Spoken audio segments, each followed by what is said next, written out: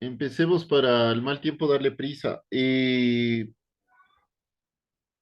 Bueno, primero ustedes conocen más que yo la situación que había vivido el sábado, ¿no? Entonces ya se nos salió a ustedes tanto como a mí de las manos, por lo cual, eh, bueno, lo del día sábado fue un poco irregular. Entonces, yo les había enviado el sábado un deber que es de un mapa conceptual. Entonces, más bien para que lo hagamos para el día sábado, para este sábado, para que lo presenten, por favor. Y más sin embargo, les traje algunos otros ejemplos de mapas conceptuales. Hay que entender que los mapas conceptuales son una herramienta que posibilita organizar y representar de manera gráfica, mediante esquemas, mediante algunas cosas, eh, el conocimiento, ¿no? Eh, Esperemos. Entonces, bueno, los mapas conceptuales fueron creados en el año 60, si mal no me acuerdo, por David Ausubel, que es un pedagogo. Y justo se hicieron o se constituyeron o se los realizan para poder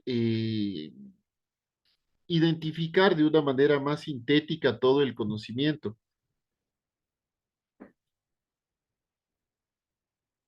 Sí, bueno, entonces aquí, por ejemplo, hay algunos ejemplos. Por ejemplo, este es el siglo XVII del arte barroco. ¿Cuáles son sus características?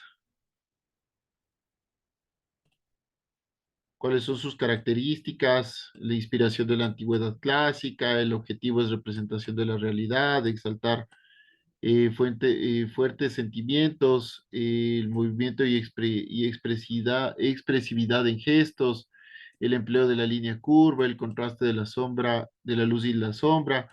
En arquitectura, el objetivo era llamar la atención, el uso de líneas curvas, más columnas salomónicas, los frontones rotos que ya vamos a ver, más entrantes y salientes, zonas de luz y de sombra y la abundancia de la decoración y materiales ricos y llamativos.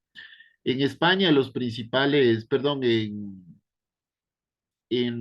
Italia, en Roma, los principales exponentes fue Bernini y Borromini. En España, Diego de Churiguera. Y en Francia, bueno, fue Mansart con el Palacio de Versalles. El arte barroco en el siglo XVIII, en cuanto a pintura, las características del triunfalismo, del realismo, las escenas de movimiento y fuerza, las expresiones de sentimientos. En cuanto a escultura, hay temas religiosos, escenas de la vida cotidiana, retratos y escenas mitológicas. Las escuelas, la italiana, por ejemplo, es Caravaggio, con la técnica del tenebrismo. La holandesa, con el gusto de la burguesía, Rembrandt y Vermeer. Igual hicieron paisajes, retratos, bodegones. En España, la flamenca, Rubens Van Dyck y la española, ¿no? Por ejemplo, aquí vemos otros ejemplos de la pintura barroca. eh, y las características, los temas religiosos, el apoyo de la contrarreforma, el realismo, la gran emotividad y los mensajes simbólicos. Por ejemplo, los pintores Velázquez, ¿qué hice? Zurbarán, Murillo, los temas, bueno, son algunos ejemplos que les traje para que podamos ver, ¿no? Para que puedan hacer su deber, que es para el día sábado. Las esculturas, las características del triunfalismo, las figuras en movimiento. Ah, esto ya lo vimos, ¿no? Sí, me parece. Bueno. Entonces, esta clase, bueno, hemos hecho un recorrido histórico y teórico ya sobre el barroco. Hemos visto cómo se desarrolla en Italia, cómo se desarrolló en algunas otras partes de Europa, en España, en Portugal, en Francia. De hecho, en Francia vimos el Palacio de Versalles, que es una arquitectura súper rica, que es el máximo exponente de la arquitectura barroca. Entonces, el día de hoy vamos a ver a los autores. ¿Cuáles son los principales autores? Vamos a ver a Gian Lorenzo Bernini, a Francesco Borromini, a Pietro Berrettini da Corta, da Cortona, perdón, a Luis de Bau, a Jacques Hardouin Massart. Estos dos son de Versalles, a Johann Berman Fischer, von Erlanch, a Johann Bazar Newman y a Bartolomeo Rastrelli. ¿Sí? Recordemos que el barroco se denomina un periodo histórico, artístico y cultural caracterizado por la exuberancia de la ornamentación, por la gran cantidad de ornamentación que se manifestaba en el arte, ya puede ser literatura, música, en la arquitectura, ¿no? Y el barroco comprende desde 1600 hasta perdón, desde el siglo XVI, desde inicios del siglo XVI o primer tercio del siglo XVI hasta mediados del siglo XVIII. Entonces, el primer gran autor es Gian Lorenzo Bernini. Él nace en Nápoles, Italia. Es escultor, arquitecto, diseñador, artista célebre, creador de la escultura de estilo barroco del siglo XVII. Bernini es hijo de escultores, de un escultor florentino, que consiguió acceso privilegiado al mundo de las artes y tuvo como patrocinadores a los papas, Pablo V, Urbano VIII y a otros cuatro prelados. Y Gian Lorenzo Bernini nace en 1598 y fallece en 1500 y 1680. Bernini es el gran genio del barroco italiano, es heredero de la fuerza escultórica de Miguel Ángel, y principal modelo del barroco arquitectónico de Europa. Bernini poseía la habilidad de crear sus esculturas, en sus esculturas de escenas narrativas súper dramáticas. Es capaz de captar unos intensos estados psicológicos, también de componer conjuntos escultóricos que transmiten su magnífica grandeza. Su habilidad para esculpir el mármol llevó a que fuera considerado un digno sucesor de Miguel Ángel, muy por encima de sus contemporáneos o de sus coetáneos, y especialmente de grandes rivales como Alexandro Algardi o Francesco Borromini. Borromini fue la antítesis, digamos, por ahí, la antítesis, ¿cómo le diríamos? El rival o el eterno rival de, de Bernini. Francesco Borromini fue el, el,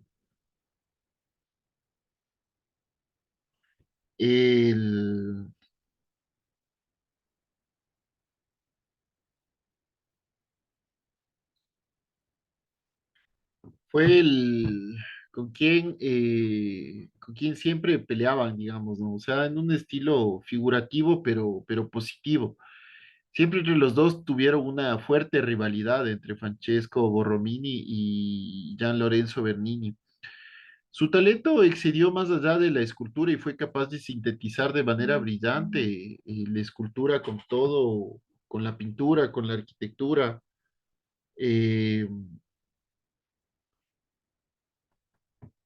Además, Bernini estuvo al servicio de la Contrarreforma. Bernini empleó la luz como un destacado recurso metafórico que completa sus obras, en ocasiones con puntos de iluminación invisibles que intensificaban el foco de la adoración religiosa y amplificaban este dramatismo, esta narrativa escultórica, ¿no? Bueno, Gian Lorenzo Bernini emigra a Roma junto con su padre. Sus estudios iniciales de escultura greco-romana ya existen en el Vaticano. Las obras de Miguel Ángel fueron su fuente de inspiración. Los trabajos que realizó durante su vida son cuantiosos, entre ellos incluyen fuentes públicas, decoración de iglesias y obras arquitectónicas. Bernini también fue uno de los mejores arquitectos del barroco romano, junto con sus contemporáneos Francesco Borromini y Pietro da Corta. Al principio sus carreras, todos trabajaron con Barberini, que es otro arquitecto, pero después empezaron a competir por encargos propios, ¿no? De grandes obras desarrollado en Roma. Tuvieron mucha rivalidad entre Bernini y Borromini, a pesar de la indiscutible calidad de Borromini. Bernini siempre gozó de una mayor atracción. Por lo tanto, se aseguró el proyecto más importante de Roma, que en su tiempo era la Basílica de San Pedro del Vaticano. Todo el diseño de la Basílica de San Pedro lo hizo Bernini. El diseño de la Plaza de San Pedro que se abre ante la Basílica es uno de los proyectos arquitectónicos más innovadores y alabados de ese tiempo. Bernini fue famoso en vida y todas las cortes europeas deseaban sus servicios. Entre ellos estuvo el rey de Francia, Luis XVI, que lo llevó a trabajar a París cuando el artista ya contaba con 69 años de edad. La técnica de Bernini cuando trabajaba en mármol es uno de los realismos exuberantes, sobre todo cuando se trata de expresiones del rostro. Y lo relativo a la textura de la piel y las sombras fue innovador en su época, apartándose de la manera de Miguel Ángel, influenciado para siempre de lo que conocemos como el estilo clásico de la escultura, que ya lo vamos a ver. Entonces, por ejemplo, estas son las columnatas del Vaticano, la columnata elíptica del Vaticano. La columnata creada por Bernini enmarca la plaza de San Pedro, eh, delante de la basílica del mismo nombre, ¿no? Delante de la basílica, aquí está la basílica de San Pedro y esta es la plaza de San Pedro, hecha por Bernini. Forma parte de la ciudad del Vaticano y marca la frontera entre esta e Italia. Una franja de travertino en el suelo une los dos extremos de las columnatas, mire. Estas son franjas de travertino.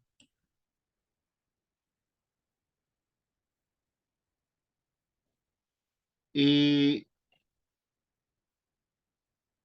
una columnata es una larga secuencia de columnas, esto, vinculadas por arquitraves. Estos son los arquitraves, la parte superior y la parte inferior. A veces constituye un elemento autónomo como la columnata de Gian Lorenzo Bernini, ¿no? Pero otras veces también esta forma particular responde a necesidades de crear espacios visuales cerrados. Sobre todo, por ejemplo, en la arquitectura clásica se hacía mucho las columnatas, pero sobre todo para crear o cerrar los espacios.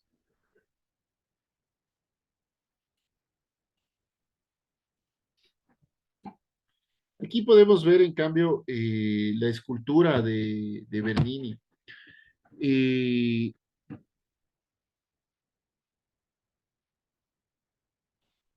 Entonces, una de las primeras obras de Bernini respetaba fielmente los cánones clásicos. Aquí vamos viendo más o menos cómo va evolucionando Bernini, ¿no? A la vez de que observaba la influencia manierista de su padre, que también era escultor, su estilo mostraba una evolución en los cuatro grupos, digamos, de forma súper creativa. Estas composiciones del artista plasmaba el momento culminante del drama. Él tiene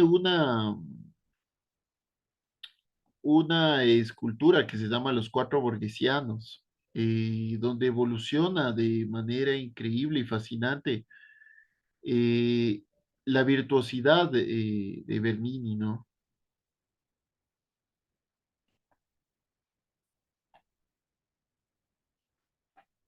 Bueno, en cuanto a arquitectura, la construcción del Palacio Barberini comenzó en 1625 por el arquitecto italiano Carlo Madero, con la ayuda de Borromini por encargo del Papa Urbano VIII, y fue terminado en 1633 por Gian Lorenzo Bernini. Bernini diseña la fachada del pórtico, toda esta fachada, eh, y coronada por una doble galería cerrada flanqueada por vistosas ventanas, ¿no? Esta es la doble galería. También diseñó Bernini la escalinata y pertenece a Borromini la escalera elíptica bajo el pórtico. Ya vamos a verla más adelante. Y la bóveda del salón principal fue pintada al fresco por Pietro da Corta, la alegoría de Providencia Divina. Entonces, esta es la planta arquitectónica. El palacio posee una planta la cual está diseñada en base a los cánones de esta época. Al inicio esta obra era manierista. Los principios del manierismo regían el diseño de la planta con las siguientes características, digamos. La proporción cuadrada se utiliza para plantas de servicios y dormitorios. Un cuadrado perfecto. Aquí, por ejemplo, vemos la proporción cuadrada que se utiliza para plantas de servicio y dormitorios. Un cuadrado perfecto, la proporción diagonal se utiliza para las plantas de servicio. Eh, la proporción 6 quilátera se utiliza para plantas de antesalas y recibimientos. Este es el 6 quilátera. Sex quilátera es 6 quilátera. ¿Sí? Es decir, esto mide 1 y esto mide 6. El rectángulo de 6 por 4, la proporción super parting cuartas, que se utiliza para salas de estratos y rectángulos estos son los rectángulos de 6 por 4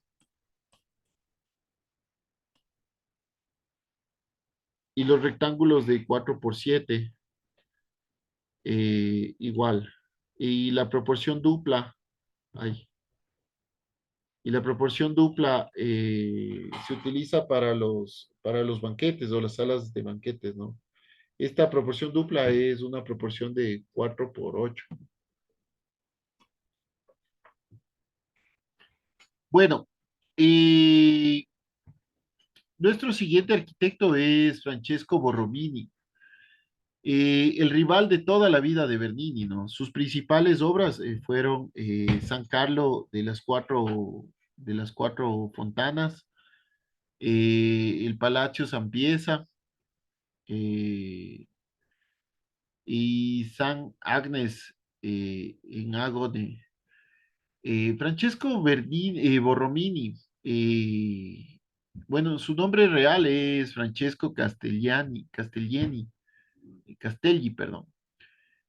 Él nace en Suiza y a corta edad se traslada a Roma.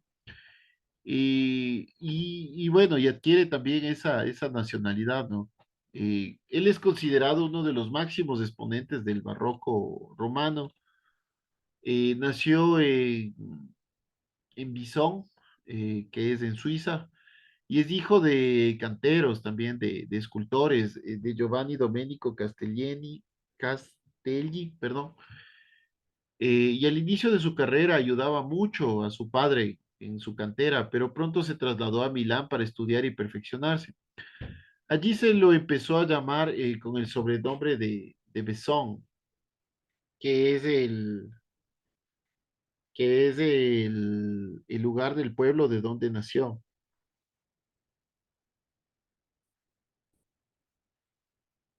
Francesco Borromini también trabajó en algunas obras, por ejemplo, en la Catedral de Milán.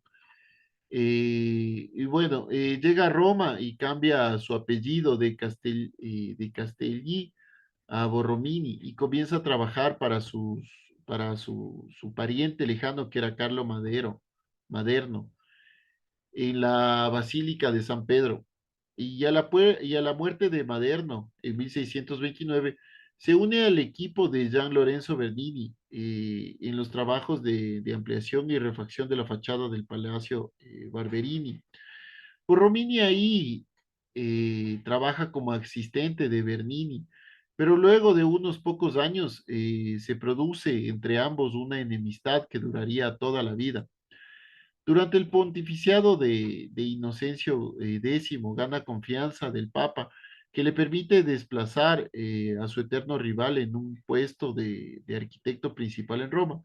Sin embargo, con el siguiente Papa, nuevamente renace la estrella de Bernini, acrecentando el enfrentamiento entre ambos arquitectos. A partir de allí, Borromini se dedica a contemplar, o perdón, a completar los interiores de la iglesia de San Ivo Sapienza en la actual Universidad de Roma y a otros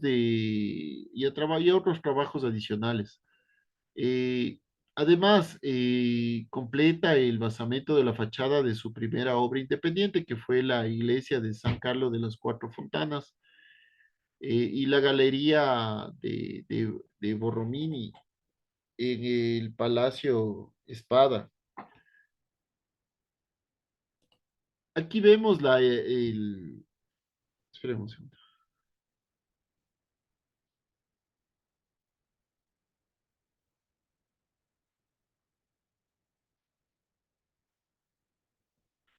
Entonces aquí vemos, por ejemplo, la iglesia de San Carlo allí Cuatro Fontaine, o también llamado la iglesia de San Carlino o de San Carlo, de las Cuatro Fuentes. ¿Sí? Este es súper interesantísima esta obra. Si vemos aquí el uso de cóncavos y convexos, ¿no?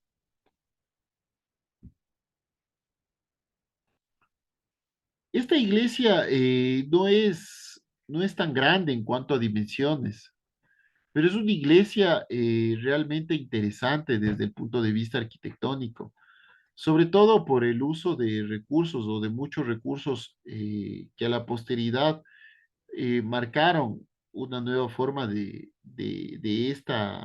este estilo, ¿no? Esta obra fue construida más o menos en 1638 en Roma, fue diseñada por Francesco Borromini y es una de las piezas maestras de la arquitectura barroca. Forma parte de un conjunto de edificios eh, monásticos instalados sobre el monte Quirinal. Fue un encargo de la orden de los triarios descalzos dedicados a la liberación de esclavos cristianos, ¿no? Se le pone la iglesia de San Carlos de las Cuatro Fuentes porque está cercano o está en la vía de las Cuatro Fuentes.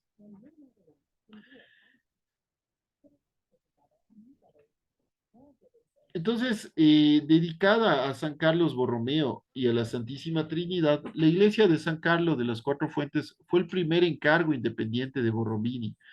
La historia de la construcción es larga y la parte superior de la fachada se completó solo después de la muerte de Borromini. La fachada desde el ángulo o desde un ángulo y una fuente de esquina, la iglesia toma su nombre de hecho de esta intersección donde se encuentran ahí cuatro fuentes, una en cada esquina. Y la fuente preexistente que se incorpora a la esquina de la iglesia es una presentación o es una representación de Neptuno, también definido como una personificación del río Arno, ¿no?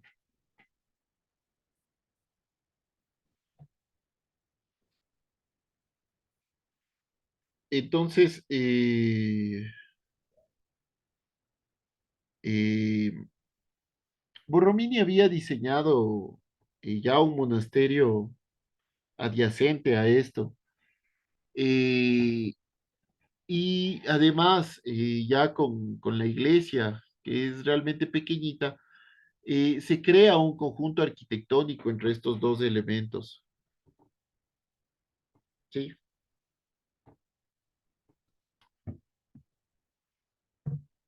Bueno, aquí vemos la fachada ondulante de Travertino, ¿no? La fachada principal con tres bahías frente a la calle y la segunda fachada, una bahía estrecha en la esquina, con su propia torre, fueron diseñadas un año después de que se completó el interior. Esta fachada se divide en dos niveles. La fachada aparentemente había alcanzado el nivel de la cornisa, como se ve aquí, en el momento de la muerte de Borromini. La mayoría de las fuentes eh, creen que la virada pesada encima de la mitad superior es resultado de la toma del o el encargo que posteriormente hizo el sobrino de Borromini, ¿no?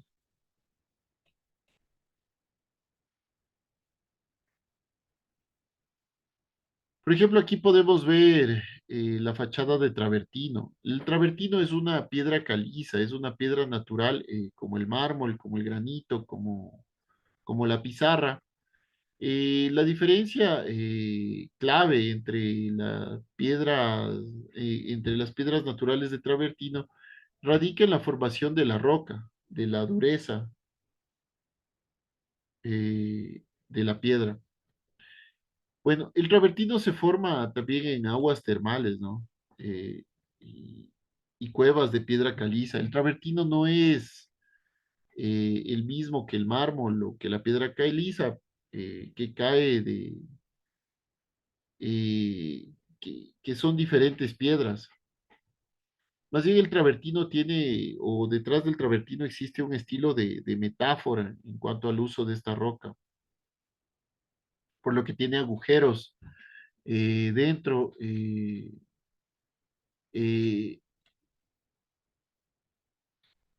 Tiene una metáfora muy fuerte esta piedra, ¿no? Entonces aquí, por ejemplo, podemos ver a los ángeles. Esta es la escalera elíptica de Borromini. Su principio no es estético, sino también es distributivo y funcional. Accesible desde el pórtico exterior, conducía a las habitaciones del cardenal Francesco Barberini y está destinado a una circulación más privada, ¿no? Esta escalera diseñada por Francesco Borromini es helicoidal, por lo que sigue el principio de atornillar alrededor de un eje de giro, ¿no? O sea, si vemos aquí, ¿no? La idea es de hacer un estilo tornillo, lo que permite una subida más fácil que las escaleras circulares. Este modelo está codificado en los tratados del siglo XVI de Vignola. Eh, Sebastiano, Sebastiano Serlio y Andrea Palladio lo documentaron, ¿no? Cada vuelta está formada por 12 columnas, si lo vemos aquí. aquí.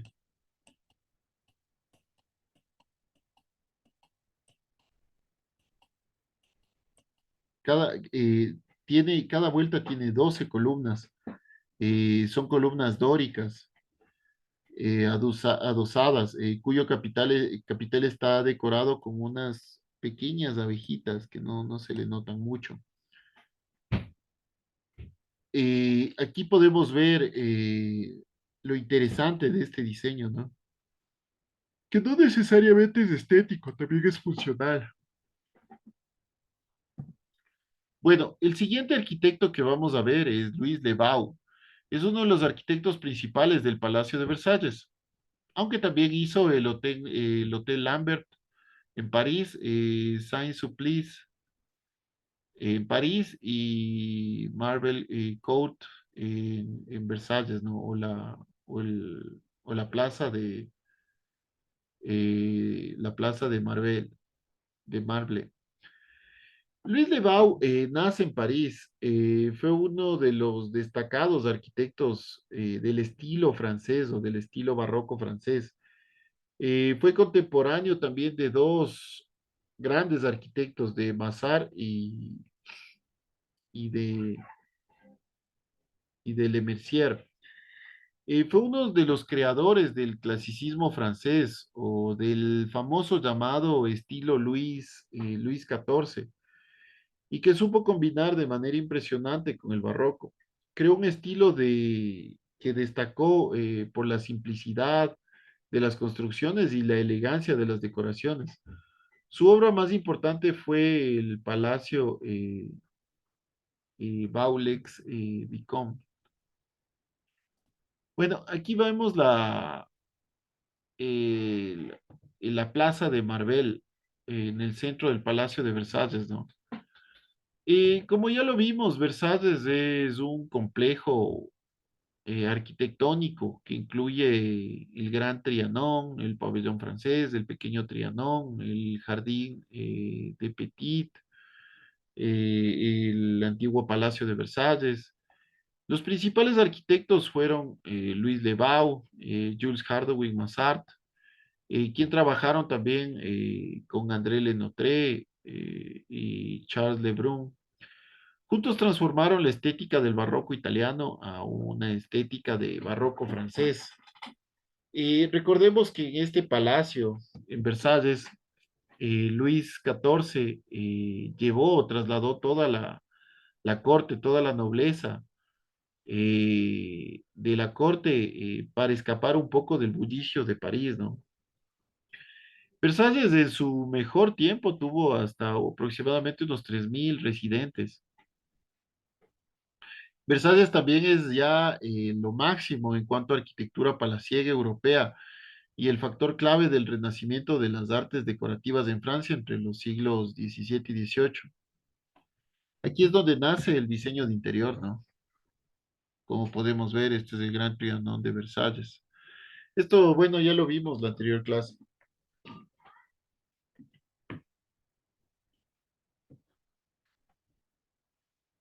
Igual este ya la vimos en la anterior clase, estas fueron gráficas que saqué de la anterior clase. Eh, en un principio donde se encuentra el magnífico Palacio de Versalles, había un pequeño palacio de caza para Luis XIII. Y Luis XIV lo transforma en una residencia real. Se sacaron todos los árboles, se realizaron numerosas obras que duraron más o menos unos 50 años. Y alguna vez escuchaba o veía que la construcción de Versalles tomó alrededor o requirió más o menos unos 15.000 trabajadores, ¿no? La idea con Versalles era rodear al parque por dos alas laterales unidas por una enorme terraza, ¿sí?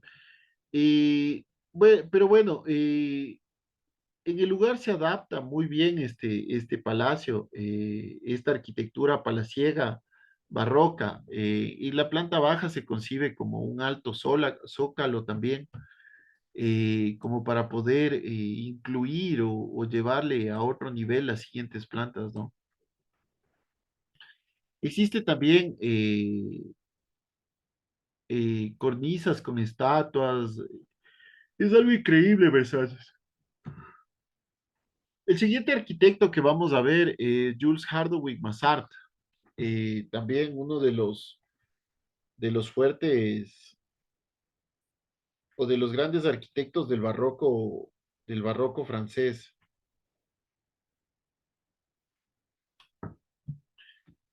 Y Massart también hizo algunas otras obras, el Château de Marly, la cúpula de los Inválidos y el Gran Trianon. Bueno, eso ya fue en Versalles. Hardwig Massart o Jules Hardwig Massart nace en París, o nace en Francia, perdón, en, en Roy, en Francia, y muere en París, ¿no? Es uno de los más grandes o de los arquitectos más grandes que tuvo Europa en el siglo XVII, considerado, o esta época fue considerada la cumbre del barroco francés o del estilo Luis XIV. Nació, perdón, o formó parte, eh, o parte del equipo de trabajo de su primo, Francois Massart, que también fue un renombrado arquitecto e iniciador de esta tradición barroca, eh, que, que Hardwig Massart la heredaría años posteriores, ¿no? Por ejemplo, aquí vemos Versalles. Este es el Gran Trianon, si mal no me acuerdo. El siguiente arquitecto que vamos a ver es André Ledottré. André Ledottré transforma la naturaleza y amplifica las proporciones. Las esculturas y las fuentes de agua evocan los placeres de la corte. Uno de ellos, el de la Casa Mayor, también las sumisas al sol, el viento de las arriatas, que son paseos o recorridos hechos como para reducir o para, perdón, para aumentar el relieve de la edificación del Palacio de Versalles. Bueno, André Lenotré nace en París y muere en París. Fue jardinero del rey Luis XIV, que desde 1645 hasta 1700, cuando en cambio se le encarga diseñar ya todos los jardines del Palacio de Versalles. Fue también un conocido cortesano que gozó la amistad y el afecto de Luis XIV. Fue el diseñador de numerosos jardines a la francesa. Su padre, Jean Lenotre, también había sido jardinero, eh, y él presenta un interés especial por las perspectivas, las ilusiones ópticas, y trabaja como supervisor de los jardines y alrededor de los 40 años realiza su primera obra junto con Louis Lebau y Charles Lebrun, ¿no? Aquí vemos la obra de André Lenotre. André Lenotre transforma la naturaleza y amplifica las proporciones. Las esculturas y las fuentes de agua evocan los placeres de la corte, ¿no? Uno de ellos es la casa, ¿sí? Aquí vemos.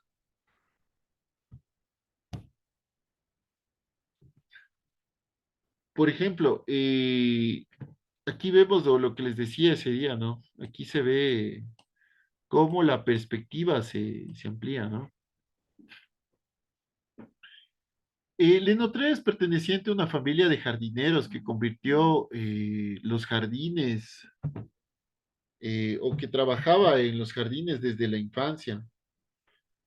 Eh,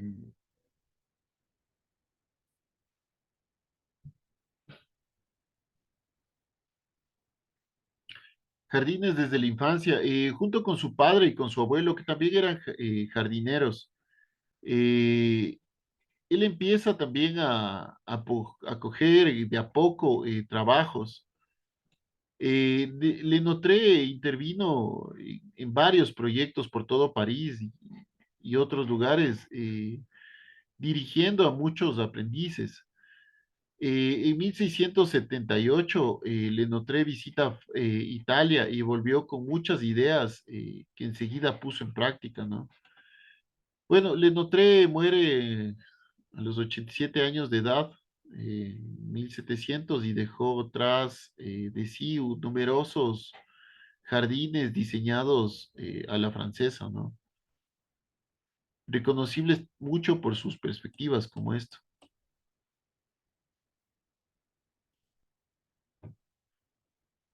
Bueno, el siguiente arquitecto es Pietro Berrettini da Corta o Pietro da Corta. Fue arquitecto del Papa Urbano octavo. Bueno, él hace Luca Martina en Roma, María de la Place, la fachada de María de la Plaza en Roma, y María y Via Lata, igual en Roma. Fue reconocido enseguida por sus dotes como pintor y principalmente por sus proyectos arquitectónicos.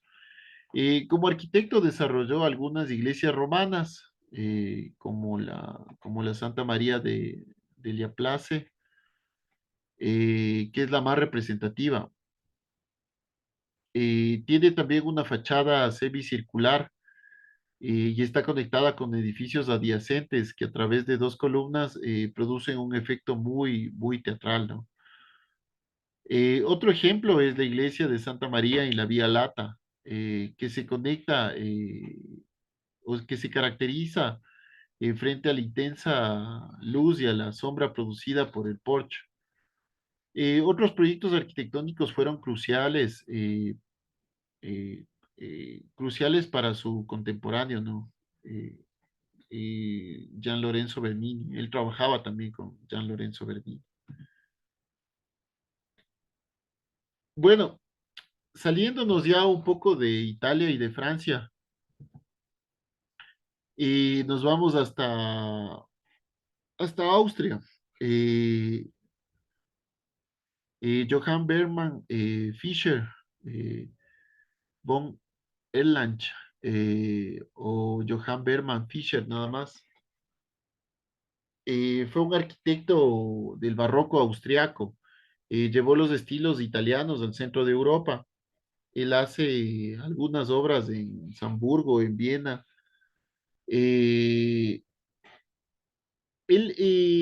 Johann Bergmann Fischer, fue o tuvo una gran influencia de la arquitectura barroca europea, sobre todo de la italiana y de la francesa. Sus ideas influyeron profundamente en los gustos arquitectónicos en todo el imperio de Habsburgo, quedando reflejada su obra, el Plan de Arquitectura Histórica y Civil de 1721, que fue uno de los principales estudios comparativos de la arquitectura de esa época, ¿no? Bueno, y arquitectura mundial. Otro de los grandes exponentes ahora en Alemania es Johann Basart Neumann, que es un arquitecto barroco real de la familia Schoborn. Hizo algunas obras, por ejemplo, la residencia de Walsburgo, la escalera del Palacio de Augsburgo. Eh, bueno, Basar Newman fue sobre todo, bueno, fue arquitecto, pero sobre todo también fue ingeniero militar. Desarrolló el estilo refinado de la arquitectura barroca alemana, fusionando los elementos austriacos, italianos y franceses. Diseñó algunos edificios más importantes de la época, como la residencia de Wadsburgo, considerado uno de los palacios más bellos y mejor proporcionados de Europa, y distinguida, o estuvo distinguida o nombrado como Patrimonio de la Humanidad por la UNESCO. Bueno, hizo algunas otras obras, ¿no? También. Aquí vemos la residencia de Wandsburg, en Wandsburg, Alemania. Es interesantísimo esta obra, ¿no? La residencia de Wandsburg. A Baltasar Newman le criticaban, decían que estas columnas, estas pequeñas columnas, no iban a resistir toda esta fachada. Pero él hábilmente o para convencer a sus detractores, crea adicional a todo esto, crea una cúpula. Entonces, bueno, la residencia de Wandsburg, construida en 1780 por Baltasar Newman, bueno, tuvo algunos arquitectos, pero el principal fue Baltasar Newman. Además hizo la escalera de tipo imperial de la residencia. La caja de escaleras lleva una bóveda de 18 por 30 metros cuadrados, adornado con frescos de tamaño cercano a los 600 metros cuadrados. La residencia también tuvo esta bóveda que despertó muchas dudas en su tiempo, ¿no? Baltasar Newman recibió muchas críticas. Sin embargo, para deshacerse de todas estas opiniones y todos estos escépticos, eh, él sugiere también, además de hacer la bóveda, sugiere que le den disparos de cañón, ¿no? Para comprobar la resistencia. Bueno, son algunos de las anécdotas que nos da la historia. Bueno, aquí también vemos el barroco alemán del pabellón de Zwinger, igual.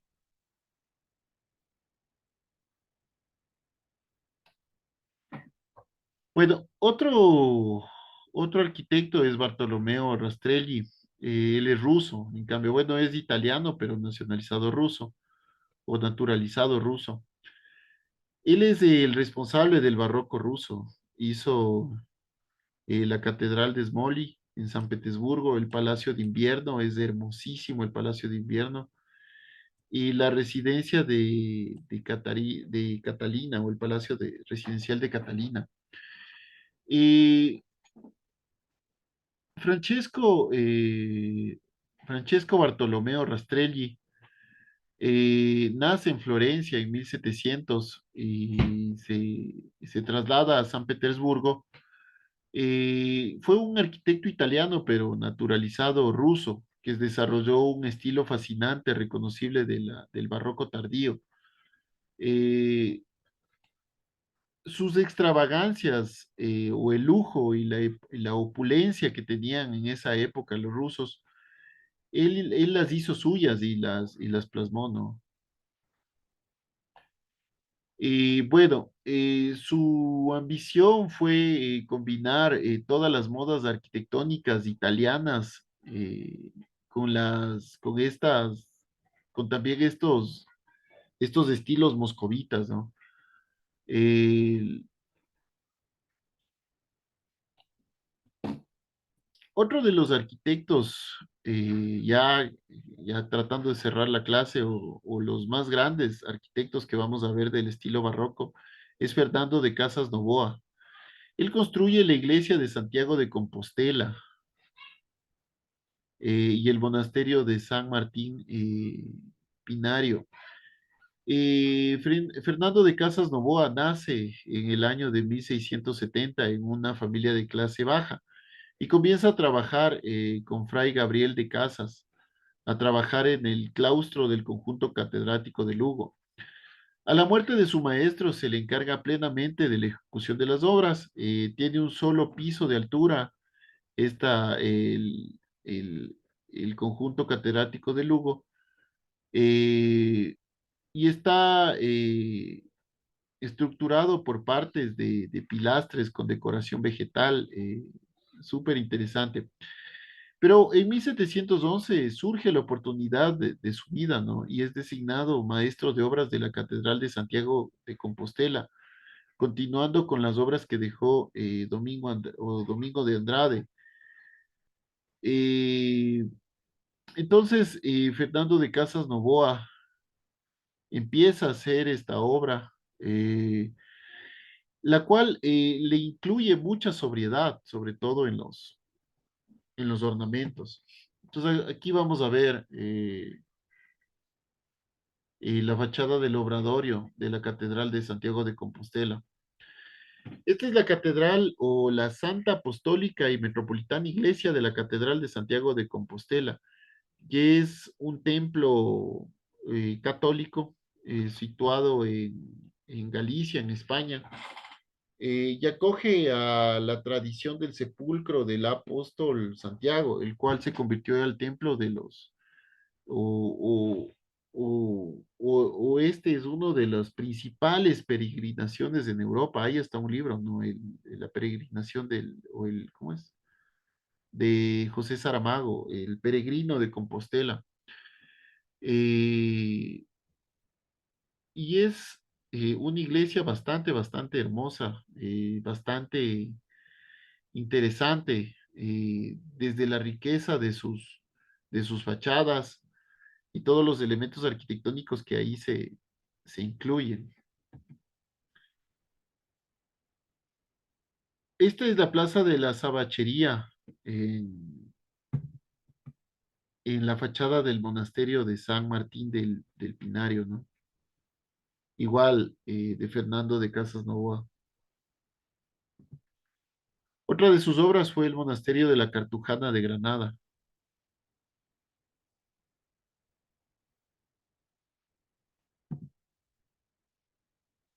Bueno, entonces, retomando con lo que ya se había, o con lo que se había ya conversado para el día sábado, vamos a hacer un mapa conceptual sobre los autores del barroco, utilizando alguna herramienta informática, ¿no? Puede ser Lucidchart, Mind Map, Creatly, Aitboo. Por favor, estos llevamos impreso, no estarán llevando para mostrar en el celular ni nada de eso, y sobre todo se calificará la creatividad, ¿sí? Eso, chicos, sin nada más que decirles, nos estaríamos viendo el día de mañana, ¿sí? No sé si es que tiene alguien alguna pregunta o alguna inquietud, chicos. No, Arkin, gracias. No, todo claro. Sí. Bueno, ¿qué les iba a decir? Por favor, el día sábado no olviden de realizar el trabajo. Yo ya les envío una imagen de esto. Nos estaríamos viendo. Justin, por favor, quédate para ver si Sí, es que hacemos lo tuyo, ¿no? O si desean tus compañeros verte. está bien, Arkin. Sí, Sí, Arkin. Que prenda la cámara, bro. sí, es buena idea que prendas la cámara. No tengo cámara en la compu. Bueno, dale, Justin, entonces te vemos. Ya. Bueno, yo voy a hablar sobre qué es sobre el renacentismo. Ya, Ya, pero primero, Justin, tienes que compartir pantalla, ah, ya, ya. porque si no, no estamos viendo lo que estás presentando.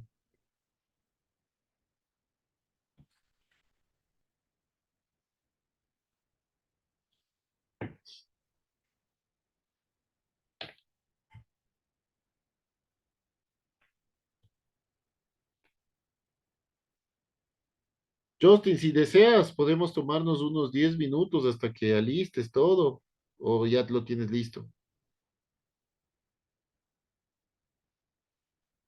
Justin, ¿me escuchas?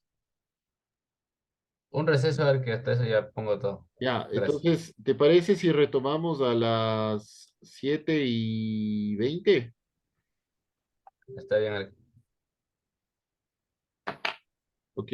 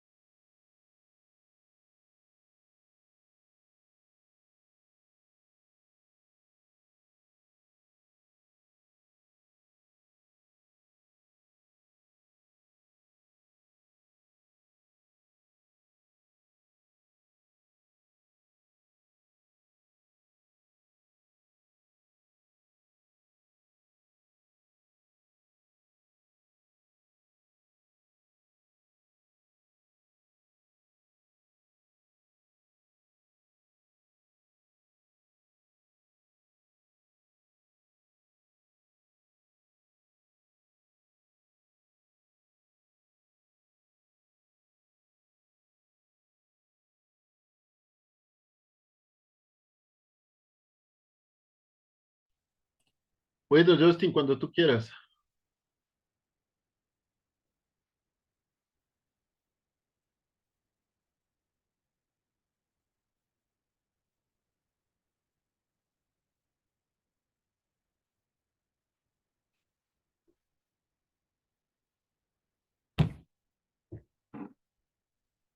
Justin, ¿estás ahí?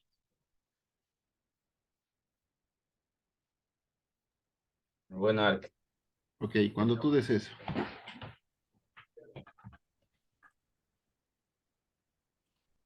Bueno, yo le voy a hablar sobre el Renacimiento en el siglo XV y XVI en la arquitectura. ¿Ya? Primeramente, la arquitectura renacentista, la arquitectura del Renacimiento, como todos sabemos, surge en los siglos XV y XVI en Europa. Marcó el fin del arte gótico medieval. Ya. Bueno, también el Renacimiento está muy asociado al mundo de la arquitectura. Una obra importante es Santa María de Fiore.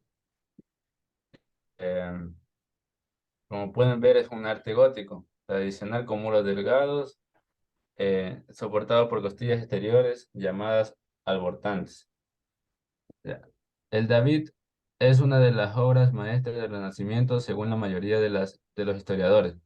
Tres y una de las esculturas más famosas del mundo. Bueno, los principales exponentes, uno de ellos es Miguel Ángel. Fue un arquitecto, escultor, pintor y poeta italiano, renacentista considerado uno de los más grandes artistas de la historia. Otro es Da Vinci. Leonardo da Vinci fue un polimate florentino del Renacimiento italiano, así como también fue Rafael Sanzio. Rafael Sanzio es un pintor, arquitecto y poeta del Alto Renacimiento, que desde muy joven ganó el reconocimiento de la sociedad italiana, gracias al talento de bordado que lo caracterizó.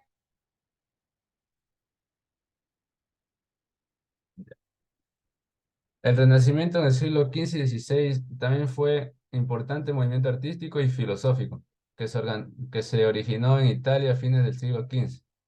Su nombre alude al redescubrimiento de la cultura greco-romana. El origen del Renacimiento fue en Italia. Fue hogar, fue hogar del mundo.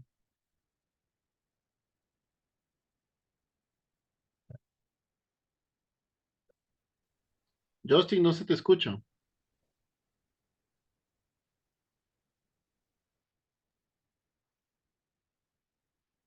Lo- ¿Por Sí, qué? ahí se te ¿Ahí me escucha. escucha? Sigue, sigue. Ya, bueno, el surgimiento. Uno de los surgimientos fue a causa de la reforma protestante, crisis económica, modo de producción feudal. Una de las características también que tuvo el Renacimiento se desarrolló un espíritu crítico con pretensión de conocer científicamente la realidad. Otra es la relación de las personas con el mundo, imitación de arte clásico y estudio de la naturaleza. Ya. ¿Qué es el arte clásico? El arte clásico era para los renacentistas la referencia fundamental, tanto a nivel de contenidos como en lo estilo que se refiere. Bueno, de la Edad Media al Renacimiento, durante la Edad Media denominada el feudalismo un sistema económico cerrado que no permitía el ascenso social. Europa dividido en reinos, sostenía su unidad cultural en el cristianismo, por lo que la organización social y cultural era teocéntrica. ¿Era qué? ¿Era qué? Teocéntrica, teocéntrica, teocéntrica. Neocéntrica, ya. Continúa.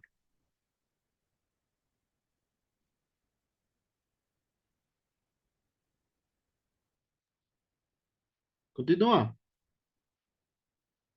Se te fue el audio, Justin, parece. Que ya está ahí en mi posición, Arque, muchas gracias. Ah, ¿y eso ya acabaste? Sí,